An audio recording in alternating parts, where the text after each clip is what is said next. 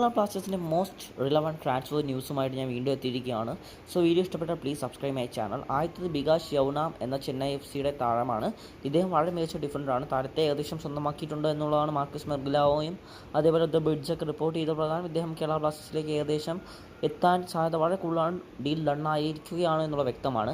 അതേപോലെ അമീർ റാണാവിടെ ഈ വർഷം അവസാനത്തോടെ, ഈ ജനുവരി ട്രാൻസ്ഫർ വിൻഡോയ്ക്ക് അവസാനത്തോടെ താരത്തെ സ്വന്തമാക്കും എന്നുള്ളതാണ് റിപ്പോർട്ട്. അല്ലെങ്കിൽ സമ്മർ ട്രാൻസ്ഫർ വിൻഡോയിൽ താരത്തെ ക്ലബ്ബിൽ എത്തിക്കുമെന്നുള്ളത് ഏകദേശം ക്ലബ്ബ് വ്യക്തമാക്കി കഴിഞ്ഞു. കാരണം ഒരു മികച്ച റൈറ്റ് ബാക്കിൻ്റെ അസാന്നിധ്യം ക്ലബ്ബിന് വളരെ അധികമാണ്. സോ അദ്ദേഹം ഏകദേശം കേരള ബ്ലാസ്റ്റേഴ്സിലേക്ക് വരുമെന്നുള്ള റിപ്പോർട്ട് വളരെ റിലവൻ്റ് ആയിരിക്കും.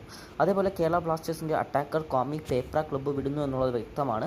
താരത്തെ ക്ലബ്ബ് പുറത്താക്കുകയോ അല്ലെങ്കിൽ ലോൺ അടിസ്ഥാനത്തിൽ മറ്റൊരു ക്ലബ്ബിലേക്ക് നൽകുകയോ ചെയ്യും.